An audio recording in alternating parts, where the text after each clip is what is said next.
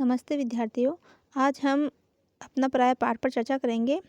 इस लेसन में जो है हमारी शरीर की क्रिया के बारे में बताया गया कि हमारे शरीर जो तंत्र किस प्रकार कार्य करता है। कि हमारे शरीर में जैसे कि नाम से पता चला है अपना और पराया, यानी कुछ चीज़ें ऐसी होती है जो हमारे शरीर के लिए अपनी होती है तो हम उसको ग्रहण करते हैं, और जो हमारे शरीर के लिए पराई होती है तो वो हमारा शरीर उसको अपने आप ही हमारे शरीर से उसको बाहर निकाल देता है। तो पहले हम इसकी प्रस्तावना पढ़ते हैं। जब कोई व्यक्ति हमारे घर का दरवाज़ा खटखटाता है तो हम उसको पहचानने का प्रयास करते हैं। यदि हम उसे जानते हैं तो हम उसका स्वागत करते हैं, यदि नहीं तो दरवाज़ा ही नहीं खोलते। वह पराया होता है, इसीलिए उसे अंदर नहीं आने देते। इसी प्रकार बाजार से जब हम कोई चीज़ खरीद कर घर ले आते हैं तो वह हमारी हो जाती है, बाकी सब पराई। इसी प्रकार क्या आप जानते हैं कि हमारा शरीर तंत्र भी अपने पराये की पहचान करता है?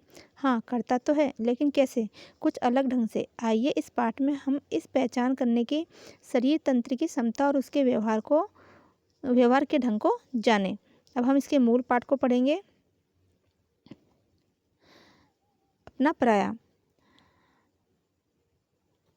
आपकी उंगली में कभी कोई कांटा अवश्य गड़ा होगा। इस कांटे को आप अपनी चुटकी, चिमटी अथवा सुई से निकाल देते हैं। यदि कांटे का कुछ अंश त्वचा में गड़ा रह जाए तो वहाँ गांठ सी बन जाती है। यह गांठ प्राय सूखकर निकल जाया करती है और उसी के साथ कांटा भी निकल जाता है। कभी कभी त्वचा में रह गए कांटे के स्थान पर फोड़ा बन जाता है, जिसके फूटने पर मवाद के साथ कांटे से छुटकारा मिल जाता है। तो देखो, कभी हमारे शरीर में कोई कांटा गड़ जाता है तो हमारा शरीर क्या करता है कि उस कांटे को बाहर निकालने का प्रयास करता है। अगर हम नहीं निकाल पाते हैं, या तो हम चुटकी से या चिमटी से निकाल लेते हैं, लेकिन फिर भी नहीं निकालते, तो हमारे कांटे के आसपास में वो जो है वो गांठ बन जाती है, और वो गांठ एक मवाद का रूप लेती है, और वो मवाद क्या करता है, बड़ा सुरक्षा तंत्र होता है, जिससे वो उस कांटे को बाहर निकालने की कोशिश करता है, उसको बाहर निकाल फेंकता है। आपकी आंखों में कभी धूल अथवा कोयले का कण चला गया होगा। ऐसी स्थिति में आपकी आंखों में आंसू निकलने लगते हैं, जो उस कण को बहाकर बाहर निकाल देने का प्रयास करते हैं। यदि इस प्रकार भी कण आंखें में नहीं निकलता तो चिकित्सक की सहायता लेनी पड़ती है, क्योंकि कण की चुभन चैन से नहीं बैठने देती। इसी प्रकार अगर हमारी आंखों में कोई कण चला जाए, कोई मिट्टी, धूल कुछ भी चला जाता है, तो हमारी आंखें क्या करती हैं, आंखों में आंसू आते हैं और आंसू के जरिए वो निकल जाता है। इसका कहने का मतलब ये है कि जो कांटा है और जो ये मिट्टी का कण या धूल का कण है, वो हमारे शरीर के लिए पराया है, जिसको हमारा शरीर अपना आप उसको अपनी क्रियाओं से बाहर निकाल फेंकता है। अगला है, छींकें सभी को आती है। स्वस्थ अवस्था में भी दिन में 1-2 छींकें आ जाना कोई विचित्र बात नहीं है। नाक के भीतर जरा सी उत्तेजना हुई नहीं कि छींक आई। रसोई में मसालों के भुनने से छींक आ जाती है। कुछ व्यक्तियों को इत्र अथवा खुशबूदार तेलों से भी छींक आ जाती है। यही नहीं, छींकों के साथ साथ कभी कभी आंख और नाक से पानी भी बहने लगता है। छींक आना और नाक से पानी बहना शरीर की स्वाभाविक प्रतिरक्षात्मक क्रियाएं है। अब स्वाभाविक प्रतिरक्षात्मक का मतलब ये होता है कि वो स्वाभाविक यानी अपने आप ही होने वाली प्रतिरक्षात्मक यानी हमारे शरीर की रक्षा करने वाली प्रतिक्रिया यानी कुछ क्रियाएं हैं जो हमारे शरीर की रक्षा करती है। तो छींक के जरिए भी और पानी के नाक में बहते हुए पानी के जरिए भी हमारे शरीर के असंख्य कीटाणु होते हैं, वो बाहर निकल आते हैं। इनके द्वारा शरीर पर तमाम बेमेल और हानिकारक पदार्थ को बाहर निकाल फेंकने की चेष्टा करता है, जो वायु द्वारा नाक के भीतर चले जाते हैं।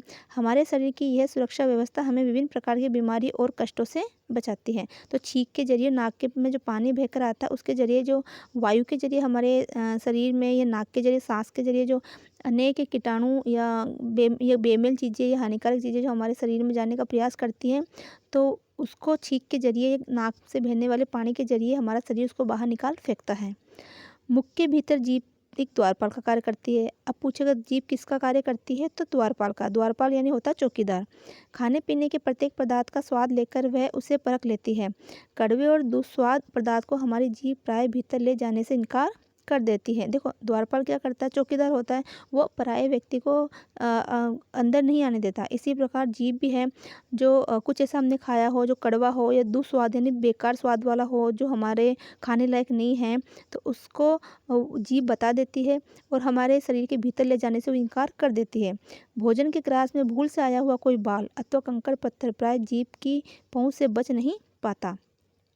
खाई हुई प्रत्येक वस्तु तब तक शरीर का अंश नहीं बनती जब तक अमाशय और अतरी उसे पचाकर रक्त में नहीं पहुंचा देती।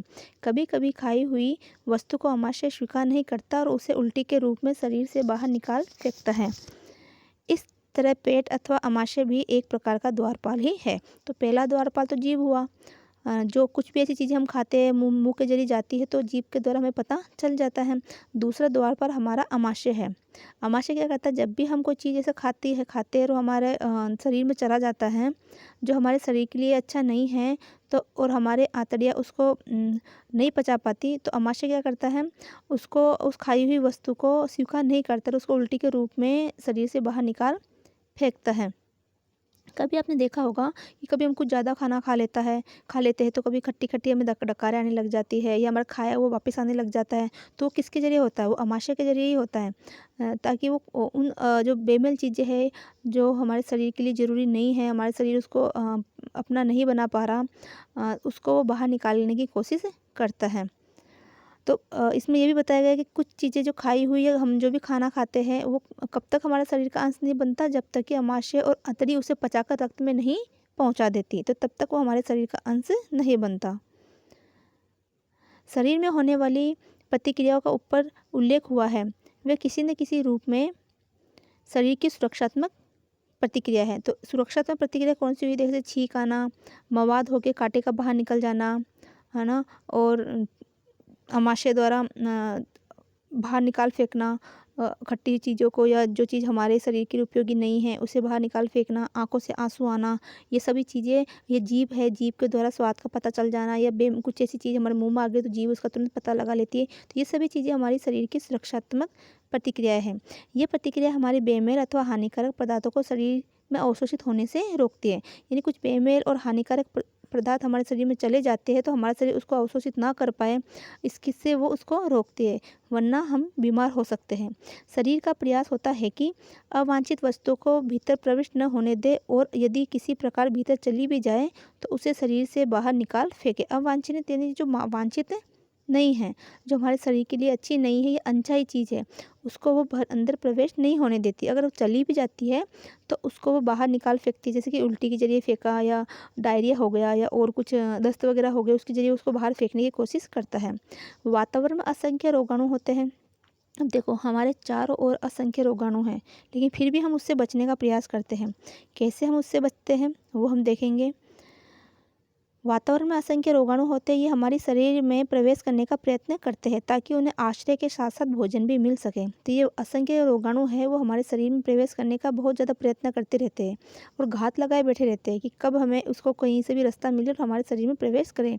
और वो प्रवेश करके क्या करते हैं, हमारे शरीर में आश्रय पाते हैं, यानी रहने की जगह पाते हैं और उसको वहाँ से हमारे शरीर से भोजन भी मिलता है।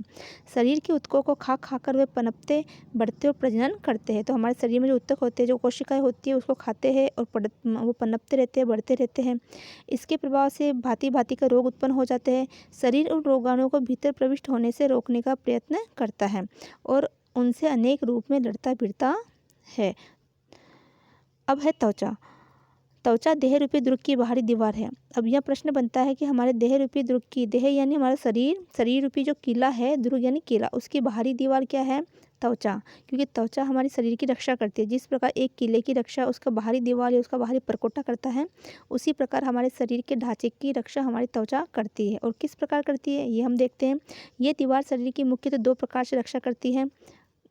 तो ये दो तरह से हमारे शरीर की रक्षा करती है।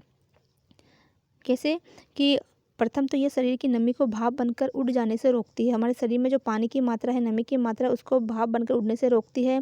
दूसरे, वायु और वस्त्रादि के स्पर्श से अपने ऊपर आकर जमने वाले असंख्य रोगाणुओं को यह बाहर ही रोके रहती है। यानी हम वायु के संपर्क में आते हैं तो वायु में भी असंख्य रोगाणु उड़ते रहते हैं, इधर उधर कचरा वगैरह, बारीक धूल के कण हैं वो फैले रहते हैं। तो इस तरह असंख्य रोगाणु है उसको वो हमारी त्वचा पर आकर चिपक जाते हैं, उसको वो वहीं रोक लेती है और हमारे शरीर में प्रविष्ट होने से उसको रोकती है। परंतु ये रोगाणु भी घात लगाए बैठे रहते हैं कि कब कहीं त्वचा कटे या फटे और ये भीतर घुसे। मल कर नहाते समय हम अनजाने ही इन सूक्ष्म रोगाणुओं को धो धोकर त्वचा से हटाते रहते हैं। देखो हम नहाते हैं, अब तक तो हमें ये पता था कि सिर्फ हम नहाते हैं मेल हटाने के लिए, लेकिन अब ये हमें पता चल रहा है कि मेल के साथ साथ हमारी गंदगी जो होती है उसके साथ ये कई रोगाणु भी निकालते हैं। यानी नहाना मतलब हमारी त्वचा को साफ करना, और त्वचा क्या है? हमारे शरीर की बाहरी दीवार है। सांस लेते समय वायु के साथ भांति भांति के रोगाणु हमारी नाक द्वारा भीतर जाते हैं। हम सांस लेते हैं नाक के जरिए, तो आपने देखा होगा नाक में कुछ बाल होते हैं। तो जब हम सांस लेते हैं तो उस बालों के अंदर कुछ गंदगी चिपक जाती है, जिसको हम नहाते वक्त या वैसे हम निकालते रहते हैं। तो वो गंदगी क्या है कि हमारे वातावरण में बहुत से असंख्य धूल के कण होते हैं, गंदगी होती है जो हमें साफ आंखों से दिखाई नहीं देती है। आपको वो कब महसूस होगा, जैसे कि कभी भी आपने देखा होगा घर के अंदर किसी भी जाली से या किसी खिड़की से सूरज का प्रकाश आता है, तो उस प्रकाश की रोशनी में बारीक बारीक धूल के कण उड़ते हुए आपको दिखाई दे जाएंगे। तो वो सब चीज़ें क्या है, वो हमारे वातावरण चारों हो रहे हैं, लेकिन जहाँ उसको ज़्यादा प्रकाश मिलता है तो वो हमें आंखों से भी दिखाई देते हैं। तो सांस लेते समय वायु के साथ भांति भांति के रोगाणु हमारी नाक द्वारा भीतर आ जाते हैं। इनमें से कुछ को तो नाक के बाल ही भीतर जाने से रोक देते हैं। कुछ रोगाणु नाक के भीतर के श्लेष्मा यानी लसदार स्राव से चिपककर फंस जाते हैं। ऐसा ही श्लेष्मा फेफड़ों के भीतर भी वायु नालियों में होता है और वायु द्वारा आए हुए कुछ रोगाणु इसमें चिपक जाते हैं। बलगम के रूप में फेफड़ों से बाहर निकलने वाला यही श्लेष्मा अपने साथ रोगाणुओं को भी बाहर निकाल फेंकता है। तो देखो, हमारी नाक के अंदर श्लेष्मा होता है, साथ में हमारी फेफड़ों में जो श्वसन नालियाँ होती हैं या वायु नालियाँ होती है उसमें भी वो श्लेष्मा होता है। तो अगर नाक में रोगाणु नाक के जरिए बाल उसको पहले रोकेगा, फिर भी कुछ रोगाणु हमारे शरीर में प्रवेश कर जाते हैं, तो ये श्लेष्मा जो चिपचिपा पदार्थ होता है उससे वो चिपक जाते हैं और कफ के रूप में हमारा शरीर उसको बाहर फेंक देता है। कफ या बलगम के रूप में वो हमारा शरीर उसको बाहर निकाल देता है। हमारे भोजन, दूध, पानी आदि में लुक चिपकर अनेक प्रकार के रोगाणु पहले मुंह में और फिर मुंह से आगे आहार नली में पहुंच जाते हैं। मुंह में बनने वाली लार अन्य कई कार्य करने के साथ साथ कुछ हद तक रोगाणु को भी नष्ट करती है। जो रोगाणु आगे पहुंच जाते हैं उन्हें आमाशय अपने अम्ल से नष्ट कर देता है। देखो, अब खाना खाया हमने और कुछ रोगाणु हमारे शरीर में प्रवेश कर गए। देखो, पहले तो नाक ने रोका, फिर जीभ ने रोका उसको, लेकिन फिर भी आहार नाल के जरिए वो हमारे पेट तक पहुंच गए, हमारे अमाशय तक पहुंच गए। तो हमारा अमाशय क्या करता है, अमाशय से कुछ अम्ल निकलता है, वो अम्ल क्या करता है, उन रोगाणुओं को वहीं पर नष्ट कर देता है। इस अम्ल का अनुभव कदाचित आपको तब हुआ होगा जब आपका पेट भर जाने से भोजन का कुछ अंश उल्टा चलकर मुंह में आ जाता है और उल्टी हो जाती है। यानी आपने बहुत सारा खाना खा लिया और फिर आपको वो खट्टी खट्टी डकारें आती है, तो वो किसका रूप होती है, वो अम्ल का ही रूप होती है। हमने देखा कि शरीर की सुरक्षा में पहला योगदान त्वचा द्वारा और नाक, फेफड़े, मुंह और आहार नली की भीतरी परतों द्वारा होता है, जो रोगाणुओं को ऊतकों में प्रवेश करने से रोकती है। इन परतों के कटने फटने पर अथवा इनके कमज़ोर हो जाने पर रोगाणु शरीर के ऊतकों में पहुंच जाते हैं। अगर हमारी त्वचा कहीं से कट फिट जाती है तो ये रोगाणु हमारे शरीर में प्रवेश करते हैं और हमारे ऊतकों तक पहुंच जाते हैं। अति सूक्ष्म विषाणु या वायरस तो पहली त्वचा तथा भीतरी समूची परतों को भी भेद कर घुस जाते हैं। तो जो वायरस तो इतने खतरनाक होते हैं कि वो हमारी इतने अति सूक्ष्म होते हैं, जो हमारी पतली त्वचा तथा भीतरी समूची परतों को, यानी हमारी त्वचा के नीचे जो परतें होती है उसको भी भेद कर वो हमारे शरीर में घुस जाते हैं। पर जो भी हो, इनका मुकाबला करने के लिए शरीर की सुरक्षा व्यवस्था भी सक्रिय रहती है। हमारे शरीर की सुरक्षा व्यवस्था एक तरह से सैनिक टुकड़ी मानो, वो भी सक्रिय रहती है। जैसे मान लो किसी भी देश की सैनिक टुकड़ी होती है जो उसकी बॉर्डर की रक्षा करती है, ताकि कोई भी बाहर का व्यक्ति या हमलावर अपने देश में प्रवेश न कर पाए। तो उसी प्रकार ये शरीर की सुरक्षा व्यवस्था भी कार्य करती है। अनेक संक्रमण पूरे शरीर में न फैलकर स्थानीय होते हैं। कल्पना कीजिए कि आपके हाथ की खाल कहीं कट गई या आपने बहुत ज़्यादा खुजला लिया, तब पहले से ही त्वचा पर जमे अथवा वायु आदि के स्पर्श से आए हुए रोगाणु भीतर प्रवेश कर जाती है। हमारी त्वचा कहीं से कट फिट जाती है तो जो वायु के जरिए जो रोगाणु हमारे शरीर पर, ये चमड़ी पर चिपके हुए हैं, वो हमारे शरीर में प्रवेश कर जाते हैं। अब ये ऊतकों को खा कर पनपते और बढ़ने लगते हैं। हमारा शरीर भी इनके प्रति निष्क्रिय नहीं होता, यानी ये चले तो गए, हमारे शरीर में प्रवेश तो कर गए, लेकिन हमारा शरीर इनके प्रति जो निष्क्रिय नहीं रहेगा, वो भी कुछ ना कुछ क्रिया करेगा, यानी इनका मुकाबला करने के लिए तैयार रहेगा। अब ये मुकाबला किस तरह से करते हैं वो हम देखते हैं। रक्त की श्वेत कणिकाओं की सेना सतर्क हो जाती है। तो वो सेना कौन सी है हमारे शरीर की रक्षा करने के लिए? श्वेत कणिकाओं की सेना, जो जो हमारे शरीर में जो विषाणु या कीटाणु घुसा है उसका वो विरोध करती है और रोगाणु में से निकले हुए रासायनिक पदार्थों का सुराग पाकर ये उसी ओर धावा बोल देती है। इस सेना को रोगाणु के संक्रामक स्थल पर जल्दी से पहुंचाने के लिए आसपास की रक्त नलियाँ फूल जाती है ताकि ज़्यादा रक्त पहुंचे। ज़्यादा रक्त पहुंचने से संक्रामक स्थल अधिक लाल, कुछ सूजा हुआ और छूने पर गर्म मालूम पड़ता है।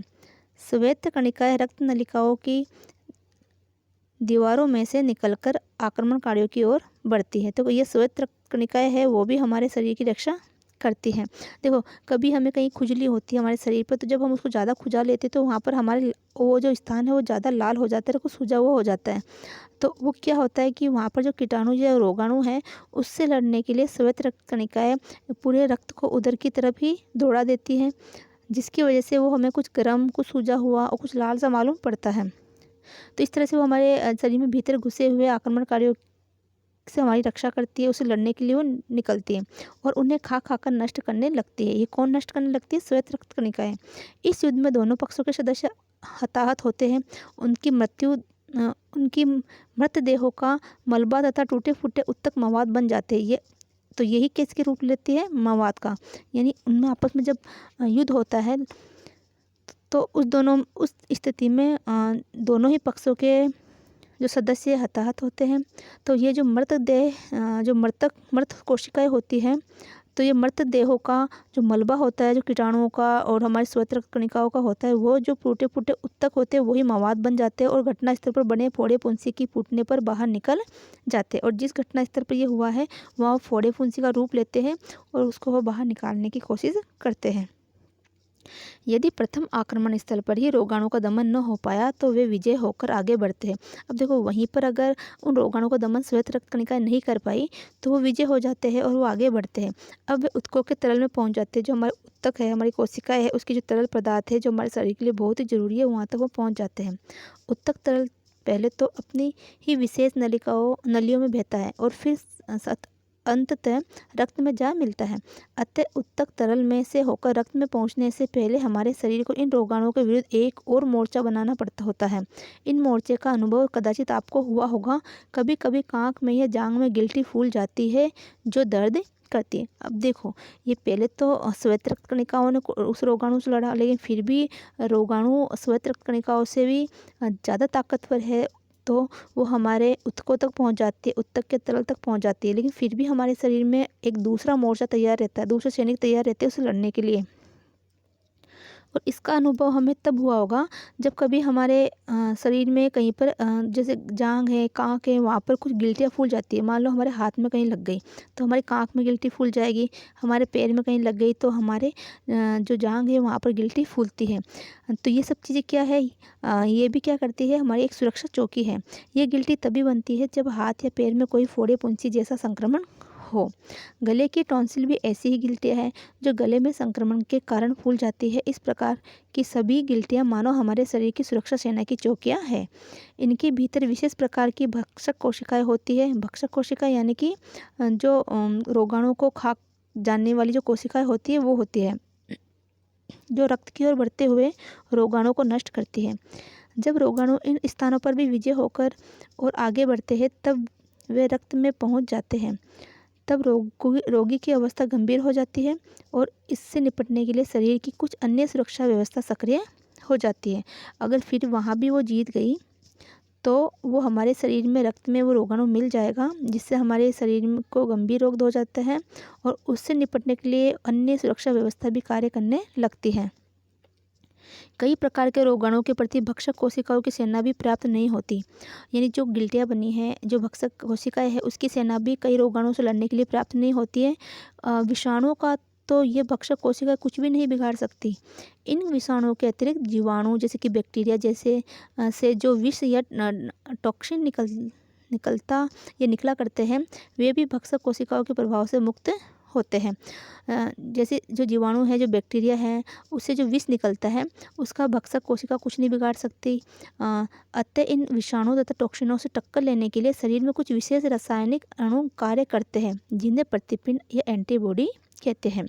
यानी कि इन भक्षक कोशिकाओं के अलावा भी इन विषाणुओं से लड़ने के लिए, इन टॉक्सिनों से टक्कर लेने के लिए हमारे शरीर में कुछ विशेष रासायनिक अणु कार्य करते हैं, जिन्हें क्या कहते हैं, प्रतिपिंड कहते हैं।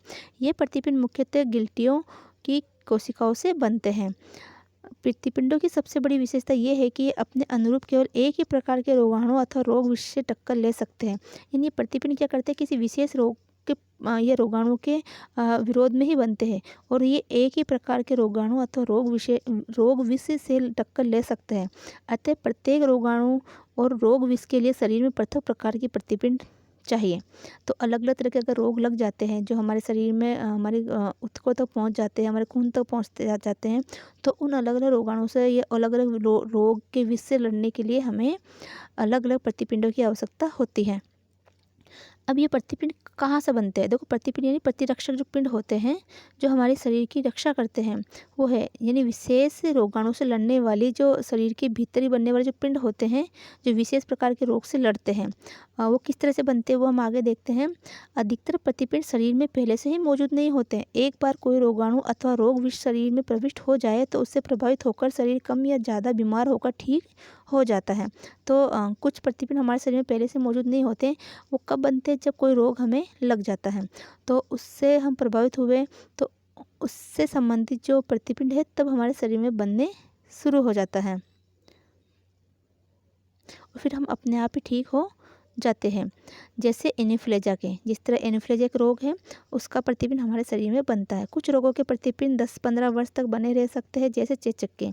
जब उस रोग विशेष का आक्रमण होता है तब ये प्रतिपिंड तत्काल शरीर की रक्षा करके उससे हमें उस रोग से बचाते हैं। यानी ये प्रतिपिंड अगर हमारे शरीर में बन गए तो जब दोबारा कभी इस रोग का जो आक्रमण हमारे शरीर पर हुआ तो ये प्रतिपिंड क्या करते हैं कि उस रोग को पहचानते हैं और उस रोग के प्रति वो हमला बोल देते हैं। हमारे शरीर की रक्षा स्मरण शक्ति ऐसी विचित्र है कि वह रोगाणु को लंबे अरसे के बाद भी पहचान लेती है। अब देखो हमारा शरीर किस हिसाब से काम करता है। कोई रोगाणु या कोई दुश्मन जो लंबे समय के बाद भी अगर वो हमारे शरीर में प्रवेश करता है तो भी हमारा शरीर उसको पहचान लेता है। तो देखा, आपको पहले इन चीज़ों के बारे में शायद पता नहीं होगा। अब इसके जरिए हमने कई चीज़ें हमारे शरीर के बारे में जानी। तो हमारा शरीर भी एक विचित्र तरह से कार्य करता है। रोगों के बचाव टीकों में यही सिद्धांत काम में लाया जाता है। देखो, छोटे बच्चों के टीके लगते हैं, जैसे कि चेचक है, पोलियो, टिटनेस, डिप्थीरिया, हैजा, टाइफाइड आदि से बचने के जो टीके लगते हैं वो भी इसी सिद्धांत पे काम करते हैं। यानी हमारे शरीर में रोग लगने के बाद में प्रतिपिंड बनना स्टार्ट हो गए, ताकि और फिर अपने आप ही कम बेसी रूप में हमारे शरीर को ठीक कर देते हैं। जब कभी दोबारा वही रोग हमारे शरीर को लगता है, वो कीटाणु हमारे शरीर में प्रवेश करते हैं, तो हमारे शरीर की जो प्रतिपिंड है वो सक्रिय हो जाते हैं, उस रोग को पहचान लेते हैं, चाहे वो कितने ही वर्षों के बाद हुआ हो, और वो वापस सक्रिय होकर उस रोग से लड़ना शुरू कर देते हैं। तो विशेष प्रकार के रोगों के लिए विशेष प्रकार के प्रतिपिंड हमारे शरीर में होते हैं। तो इस तरह अलग अलग रोगों के लिए हमारे शरीर में अलग अलग प्रतिपिंड होना जरूरी है। तो टीके भी इसी ऊपर कार्य करते हैं। टीकों में क्या करते हैं, छोटे बच्चे के टीके लगाते हैं तो उस टीके में क्या होता है, जो भी जिस रोग का वो टीका लगाया गया है तो उस रोग का जो विषाणु है उसको हल्का या कमज़ोर करके उस बच्चे के शरीर में डाला जाता है या उस व्यक्ति के शरीर में डाला जाता है। तो कुछ दिन तक देखा हुआ वो बच्चा जो है 1-2 दिन तो उसके थोड़ी बुखार वगैरह आती है, वो थोड़ा या अन्य अलग उसकी प्रतिक्रिया अलग सी हो जाती है, उसके हाथ पैरों में दर्द रहता है। उस टीके की वजह से अपन बोलते हैं कि टीका लगा इसलिए बच्चे में बुखार आ गया हल्का सा। यानी वो हल्का सा बुखार क्या कर रहा है, उसके शरीर में जो वो टीका लगा, वो टीका यानी कि कमज़ोर किया हुआ विष उसके शरीर में डाला गया है, जो कि उसके शरीर में उस रोग को लड़ने के लिए उसका शरीर प्रतिपिंड बनाता है। यानी कि जो टीका डाला गया है उसके शरीर में, यानी जो कमज़ोर करके विष डाला गया, जैसे उसके शरीर में प्रवेश करेगा शरीर अपने आप ही प्रतिपिंड बनाएगा, उस रोग को वहाँ नष्ट कर देगा, उन कीटाणु को नष्ट कर देगा। और जब कभी भविष्य में ऐसा ही कीटाणु या ऐसा ही रोगाणु उसके शरीर में प्रवेश करेगा तो जो प्रतिपिंड है वो पहले से मौजूद है, वो तुरंत उसको पहचानेंगे कि हाँ, कभी पहले भी ऐसा ही कोई विषाणु या कोई रोगाणु हमारे शरीर में प्रवेश किया था और हमने उससे लड़ा था, तब वो वापस सक्रिय हो जाते हैं। जैसे चेचक, पोलियो, टिटनेस, डिप्थीरिया, हैजा, टाइफाइड, क्षय रोग आदि से बचाव करने वाले, इन सब में एक ही सिद्धांत है। दुर्बल किए गए रोगाणु अथवा उनका हल्का किया गया विष जानबूझकर व्यक्ति के शरीर में प्रविष्ट करवाया जाता है। तब व्यक्ति का शरीर उन रोगाणु अथवा उस विष से जूझता है और उसके प्रतिपिंड बनाने लग जाता है। तदुपरांत जब कभी रोग का वास्तविक संक्रमण होता है तब पहले से ही मौजूद ये प्रतिपिंड रूपी रासायनिक हथियार शरीर को रोग से बचा लेते हैं। तो ये तो थे टीकों के जरिए हल्के करके डाले हुए विष उस रोग से संबंधित। और जब कोई वास्तव में वो रोग लगता है तो ये जो प्रतिपिंड हमारे शरीर में बना वो रासायनिक हथियार शरीर को रोग से बचा लेते हैं। कुछ लोगों को इत्र, धूल आदि से छींक आती है और आँख नाक से पानी बहने लगता है। कुछ ऐसे भी लोग होते हैं जिन्हें दूध पीने या अंडा खाने से भी परेशानियां होने लगती हैं। ये इसी प्रकार कुछ व्यक्तियों के लिए पेनिसिलिन जैसी जीवनदायिनी औषधि भी जानलेवा सिद्ध हो जाती है। ऐसी परिस्थिति में हम कहते हैं कि व्यक्ति को अमुक वस्तु माफिक नहीं आती। माफिक यानी वो वस्तु है उसको सूट नहीं करती है, उसको शरीर के लिए सही नहीं है, अतः उस पदार्थ से उसे एलर्जी है, जिसको हम एलर्जी भी बोल सकते हैं। एलर्जी पैदा करने वाले पदार्थ अधिकतर प्रोटीन होते हैं जो शरीर के लिए सदा पराये बने रहते हैं। रक्त या ऊतकों में पहुंचने पर इन बेमेल प्रोटीनों को हमारा शरीर किसी प्रकार बाहर निकाल फेंकने का प्रयत्न करता है। इन प्रयत्न में शरीर उनके निराकरण के लिए प्रतिपिंड बनाता है, लेकिन ये प्रतिपिंड रोगाणु के प्रतिपिंडों से कुछ भिन्न होते हैं। इन पराये प्रोटीनों से शरीर के पहले संपर्क पर प्रतिपिंड बनने लग जाते हैं। कुछ समय बाद जब ये पराये प्रोटीन पुनः ऊतकों के संपर्क में आते हैं तब प्रतिपिंड और उसके बीच एक तीव्र प्रतिक्रिया होती है जो रोग का रूप भी लेती है। शरीर में पित्ती निकलना, सूजन आ जाना, सांस फूलना, दमा हो जाना, ये सब एलर्जी के ही उदाहरण है। यानी हमें किसी चीज़ के खाने से एलर्जी होती है तो एलर्जी क्या है, वो अधिकतर प्रोटीन होता है जो हमेशा हमारे शरीर के लिए पराया बना रहता है। मच्छर के काटने के स्थान पर दाफड़ या ददौरा पड़ना, खुजली होना और लाल हो जाना भी एक प्रकार की एलर्जी ही है। जो भी हो, एलर्जी के मामले में हर व्यक्ति अलग है, यानी हर व्यक्ति को अलग अलग वस्तु से अलग अलग तरह की एलर्जी हो सकती है। वही पदार्थ एक व्यक्ति के लिए अपना बना कहा जा सकता है और दूसरे व्यक्ति के लिए सर्वथा पराया। मतलब मान लो पेनिसिलिन है या दूध है, कोई व्यक्ति के लिए वो दूध बहुत अच्छा रहता है शरीर के लिए, किसी व्यक्ति को दूध पीने से एलर्जी हो जाती है, उसको उल्टियाँ वगैरह होने लग जाती है। तो ऐसे ये कोई खाद्य पदार्थ किसी व्यक्ति के लिए अपना होता है तो किसी के लिए पराया। हमारे शरीर में इक्की दुक्की कोशिकाएं रोज ही कुछ ऐसी बदलती रहती है जो अपनी होते हुए भी पराई बन जाती है। तो हमारे शरीर में भी एक दो कोशिकाएं रोज ही टूटती फूटती रहती है जो हमारी अपनी होती हुई भी पराई हो जाती है और शरीर द्रोही हो जाती है, और हमारे शरीर की द्रोही यानी हमारे शरीर के लिए वो दुश्मन का काम करती है। विशेष प्रकार के प्रतिबिंब इन शरीर द्रोही कोशिकाओं का दमन करके हमें सुरक्षित रखने का प्रयत्न करते हैं। किंतु जब कभी बागी कोशिकाएं हद से ज़्यादा बढ़ जाती है, यानी ये जो टूटी फूटी शरीर द्रोही कोशिकाएं हैं वो अगर हद से ज़्यादा बढ़ गई तो ये क्या करेगी, तो जब ये ज़्यादा बढ़ जाती है तो वे कैंसर का रूप ले लेती है। इस प्रकार हमने देखा कि यदि हम और हमारी जाति जीवित हैं तो उसका बहुत बड़ा श्रेय अपने पराये की पहचान को ही जाता है। तो आज हमारी इंसान की जो प्रजाति जिंदा है, जो जाति जीवित है, उसका सबसे बड़ा श्रेय किसको जाता है, अपना पराया, यानी हमारा शरीर अपने और पराये की पहचान करता है।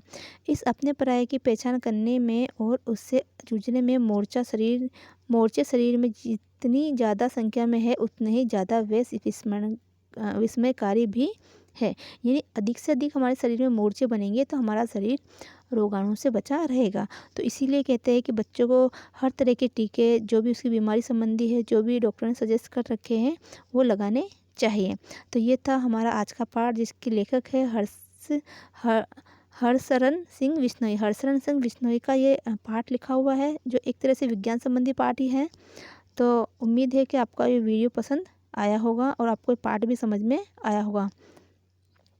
अब हम अगले जो पाठ है उसके अंदर हम इसी पाठ का जो प्रश्न उत्तर करेंगे जो वस्तुनिष्ठ है, और कुछ इसके हम अंश भी देखेंगे। अगर ये वीडियो आपको अच्छा लगा हो तो आप इसको बार बार पढ़ें और सुने, और आपके जैसे अन्य विद्यार्थियों को जो इस परीक्षा की तैयारी कर रहे हैं, जिनके सिलेबस में ये लेसन है, उसको आप शेयर भी करें। धन्यवाद।